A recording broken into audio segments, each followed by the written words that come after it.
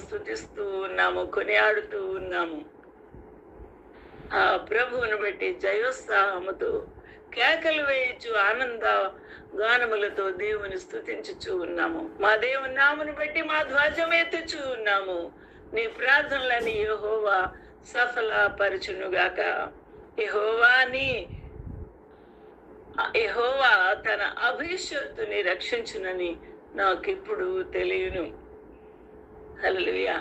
కొందరైతే రథములు బట్టి, కొందరైతే వారికి ఉన్న గుర్రములు బట్టి, వారికి ఉన్న రౌతులను బట్టి, జన శక్తిని బట్టి, లేకపోతే శూరులు యుద్ధ వీరులను బట్టి, వారికి ఉన్న ఐశ్వర్యమును బట్టి అతిశయపడుదురు. కానీ మనము జీవముగల దేవుని కలిగి ఉన్న మనము మన దేవుడైన యెహోవా నామమును బట్టి అతిశయపడుదుము. హల్లెలూయా. దేవునికి మహిమ కలుగును గాక. అందువల్ల యెహోవా రక్షించుము. మేము మొర్రపెట్టినప్పుడు రాజు మాకు ఉత్తరం ఇచ్చునుగాక. ఎవరిని అడుగుతామయ్యా? ఎవరి పాదముల దగ్గరికి వెళ్తాము? దేహి అని ఎవరి దగ్గర తల వంచుతాము?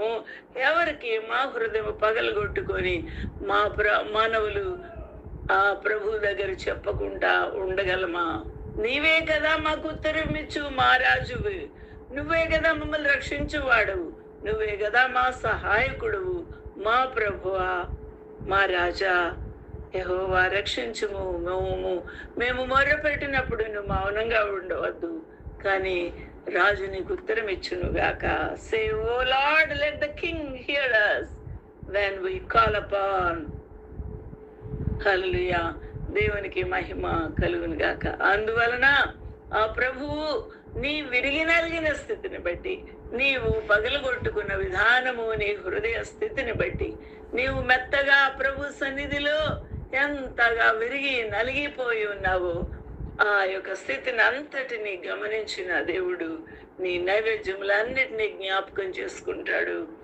ఆయన నీ బలులను అంగీకరించును. కాబట్టి ఆయన నీ యొక్క నైవేద్యములు అంగీకరించును గాక.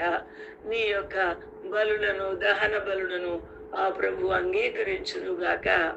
దేవునికి మహిమ కలుగును గాక. విరిగిన మనసే దేవునికి ఇష్టమైన బలులు. దేవా, నువ్వు విరిగి నలిగిన మనసును అలక్ష్యము చేయవు. అట్టి దేవుడు మా ప్రభువు కదా. అందును బట్టి నీ సన్నిధికి మేము విరిగి నలిగిన స్థితిలో వచ్చి ఉన్నాము ప్రభువా అని దావీదు మహారాజు మనందరి పక్షంగా మనల్ని బలపరుస్తూ దేవుని యొక్క ఆశీర్వాదములను మనకు